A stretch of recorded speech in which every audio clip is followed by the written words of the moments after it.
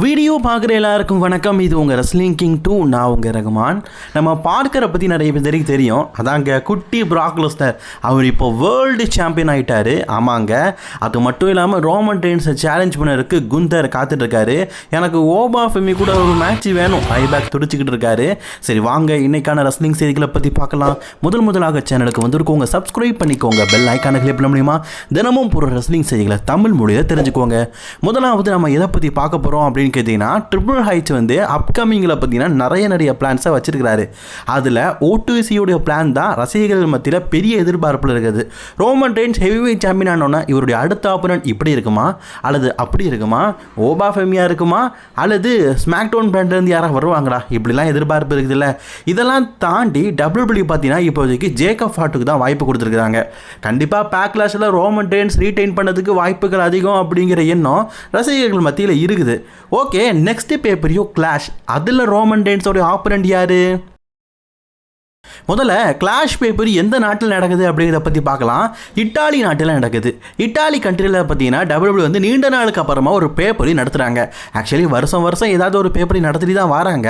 அந்த வகையில் இந்த வருஷம் கிளாஷ் இன் இட்டாலி அப்படிங்கிற பேப்பரி நடத்துகிறாங்க. இது வரைக்கும் போஸ்டரில் ரோமன் ரெயின்ஸோடைய ஃபோட்டோ இல்லாட்டாலும் WWE பார்த்தீங்கன்னா சம்மர் ஸ்லாம் வரைக்கும் ரோமன் ரெயின்ஸை எல்லா விதமான ஷோலையும் அட்வர்டைஸ் பண்ணியிருக்கிறாங்க. அப்படிங்கும் போது கண்டிப்பாக கிளாஷ் இன் இட்டாலிலையும் அவருக்கு ஒரு மேட்ச் இருக்கும்ல. அப்படி இருந்தால் அவருடைய ஆப்போனன்ட் யாராக இருக்கும்? போஸ்டரில் இருக்கிற பங்கா, சித்ரோன்ஸா, ட்ரிக் வில்லியம்ஸா, ஓபாவா, ரேண்டியா, கடைசியில் ஒருத்தர் இருக்கிறாரு, அவரோட பேர் தான் Gunder.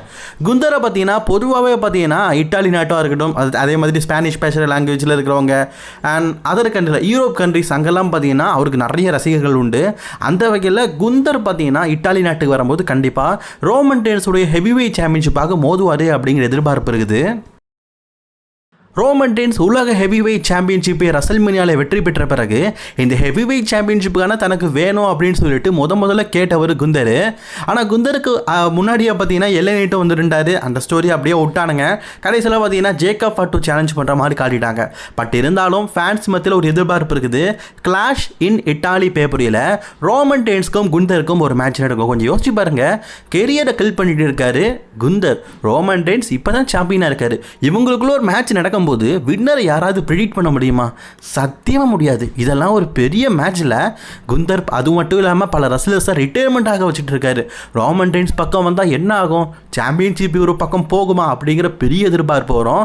Gunder last year summer ஸ்லாமுக்கு அப்புறமா எந்த மேட்சுமே அவர் வந்து மெயின் ஷோவில் தோற்றது கிடையாது. அப்படிங்கும் போது ரோமன் ரெயின்ஸ் கூடும்போது அது எப்படி இருக்கும் அப்படிங்கிற எதிர்பார்ப்பும் அதிகமாக இருக்கும். ஸோ நான் இப்போ உங்கள்கிட்ட கேட்குறேன், கிளாஷ் பேப்பரில் ரோமன் ரெயின்ஸ் தன்னுடைய ஹெவிவெயிட் சாம்பியன்ஷிப்பை ரிங் ஜெனரல் குந்தார்க்கு இடையில் செர்வின் பண்ண எப்படி இருக்கும் அப்படிங்கிற உங்களோட கருத்தில் கமெண்ட் பண்ணிக்கோங்க. ஒருவேளை அப்படி ஒரு விஷயம் நடந்தது, உண்மையிலேயே உக்காடி ஊரே பார்த்தீங்கன்னா பட்டாசு கொளுத்துற மாதிரி மேட்ச் இருக்கும். ஏன்னா ரோமன் ரெயின்ஸை காத்திலும் குந்தருடைய சண்டை எப்படி இருக்கும் நமக்கு தெரியுமே. இவர் செஸ்லாப் போட, இவர் சூப்பர்மேன் பஞ்சு போட ஒரே கூத்தாட்டமாக இருக்கும்ல. ஏஜேலி டன் வித் WWE. ஏஜேலி பார்த்தீங்கன்னா WWEக்கு வரதுக்கு ஒப்பிட்டு கொண்ட காரணமே பங்கு தான். பங்கு பார்த்தீங்கன்னா WWEல செதுரான்ஸ்குள்ள ஒரு பெரிய ஸ்டோரிலையும் போயிட்டு இருந்தார். அப்போ பெக்கிலேஜ் வந்தாங்க. அதுக்கு ஏஜேலி தேவைப்பட்டது. WWE பார்த்தீங்கன்னா கான்ட்ராக்ட் ஆஃபர் பண்ணாங்க. சிஎம் பங்க் வர சொன்னார், வந்தாங்க. அதுக்காக மட்டுமே வந்தாங்க, பெக்கிலேஜோடைய ஸ்டோரி லைனுக்காக. ரெசல்மேனியாவில் அந்த ஸ்டோரி முழுக்க முடிச்சிட்டாங்க. ஏஜேலி WWEக்கு வந்ததுக்கப்புறமா பெக்கிலேஜ் கூட ஒரு மேட்ச் விளையாடிருப்பாங்க. அதுக்கப்புறமா வார் கேம், அதுக்கப்புறமா பார்த்தீங்கன்னா எலிமினேஷன் சேம்பர், அதுக்கப்புறமா 2 ரால சண்டை போட்டாங்க. கடைசியாக பார்த்தீங்கன்னா ரெசல்மேனியாவில் சண்டை போட்டாங்க. இப்போ ஏஜேலி டன் வித் WWE அப்படிங்கிற மாதிரி இருக்காங்களாம். அதாவது ஏஜேலி பார்த்தீங்கன்னா WWEல இதுக்கப்புறமா எந்த ஸ்டோரியும் போக போகிறது. அப்போ அவங்க ரிட்டைர்மெண்ட் ஆகிட்டாங்களா அப்படின்னு கேட்டிங்கன்னா இல்லை.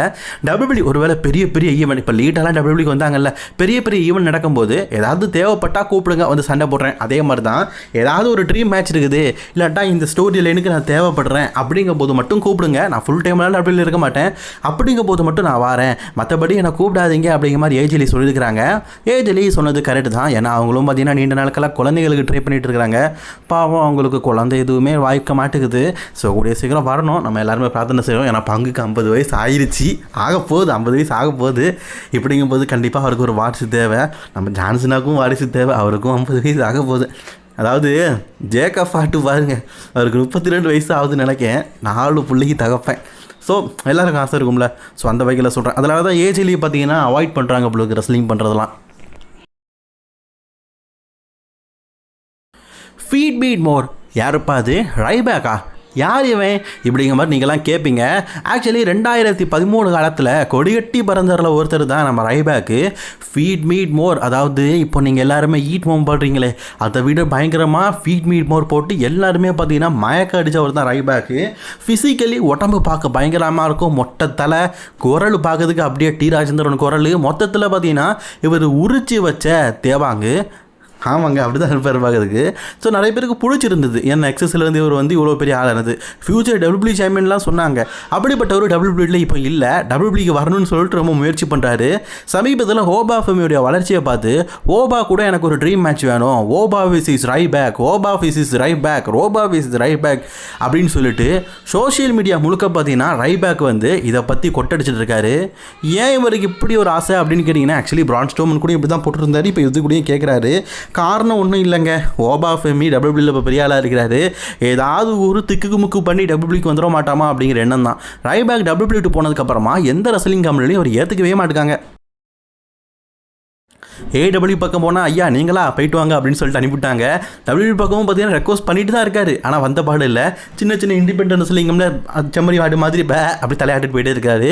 ஸோ டபிள்யூபிள்யூக்கு எப்படியாவது வந்துட மாட்டோமா அப்படிங்கிற எண்ணத்தில் இப்போ ஓபா ஃபெமியை பார்த்தீங்கன்னா வம்புக்கு இழுத்துட்டு இருக்காரு. ஓபா ஃபெமி ஒரு சின்ன பையன், அவர் இப்போ தான் ரெஸ்லிங் கேரியர்லாம் வந்து வளர்ந்துக்கிட்டு இருக்காரு. பட் ஆனால் அதுக்குள்ளே இவ்வளோ பெரிய ஆளாத பார்த்த உடனே ரைபேக்கு கொஞ்சம் பொறாம போல இருக்குது. ஏன்டா நான் இவ்வளோ நாள் வேர்க்கடலை தட்டிகிட்டு இருக்கேன், நீ நைஜீரியாவிலேருந்து வந்து டபிள்யூபிள்யூடைய பெரிய சாம்பியன் ஆயிருவியா அப்படிங்கிற மாதிரி எண்ணம் போல இருக்குது. ஸோ அதை வெளிப்படையாக காட்டுறாரு போல இருக்குது நம்ம ரைபேக்கு. சில பேர் சூனியத்தால் அழிவாங்க, சில பேருக்கு பார்த்தீங்கன்னா அவங்களோட வாயால் அழிவாங்க. அதே மாதிரி ரைபேக் அவருடைய சண்டையால் டபிள்யூவில் அழிஞ்சார். அதாவது சண்டையால் நல்லா தான் அவங்க போடுவார். ஆடியன்ஸ் எல்லாருமே பார்த்தீங்கன்னா அப்படின்னு கத்துறதை பார்த்த உடனே அடியெல்லாம் பார்த்தீங்கன்னா இடி மாதிரி வரும். நம்ம பங்கே பார்த்தீங்கன்னா டபிள்யூபியில் பங்கு வாயால் தான் போனார். ஆனால் அவர் அமைச்சூர் ரெஸ்லர் கரெக்டு தானே. ஸோ ஆனால் பங்கோடைய மண்டையவே பார்த்தீங்கன்னா உடச்சவர் தான் அந்த ரைபேக்கு. இவன் உண்மையிலேயே அடிக்கிறான், இவன் கூடலாம் சண்டை போட மாட்டேன்னு சொல்லிட்டு அந்த டைமில் 2013 பங்கை ஹேட் பண்ணதில் முதன்மையான ஆள் ரைபேக் தான். அதே மாதிரி ரைபேக்கை பிடிக்காதுன்னு சொன்ன ரெஸ்லர்ஸில் நிறைய பேர் இருக்கிறாங்க. நிறைய பேர் டபிள்யூபிள்யூல இவர் வேண்டான்னு சொன்னதுனால தான் கடைசியில் மொத்தமாக இவர் வேண்டான்னு ஒதுக்கி வச்சுட்டாங்க டபிள்யூபிள்யூ.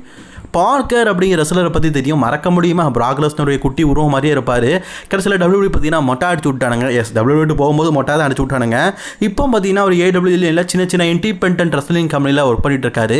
அந்த ரெஸ்லிங் கம்பெனியில் ஹெவி வெயிட் சாம்பியனாக இருக்காரு. வாவ், பெரிய விஷயம் தான். ஹெவி வெயிட் சாம்பியன்னா டைட்டிலோட டிசைனை இங்கே பாருங்களேன். இது டபிள்யூடபிள்யூடைய ஹெவி வெயிட் சாம்பியன்ஷிப் டிஃபெண்டிங்களா அப்படிங்கலாம் கேட்டிங்கன்னா, எஸ், ஓல்டு டபிள்யூடபிள்யூடைய ஹெவி வெயிட் சாம்பியன் டிசைனிங் தான். பட் ஆனால் இது லோக்கல் ரெஸ்லிங் கம்பெனி தானே, அதனால் எந்த ரெஸ்லிங் கம்பெனி டிசைனிங் வச்சுக்கலாம். அவங்களாம் தனியாலாம் உருவாக்க முடியாது, காசு பத்தாதுல்ல. அதனால தான் இப்படி காப்பி அடிச்சு வச்சிருக்காங்க. சரி, இன்னைக்கான ரெஸ்லிங் அவ்வளோதான். பிடிச்ச நாள் ஷேர் பண்ணிக்கோங்க.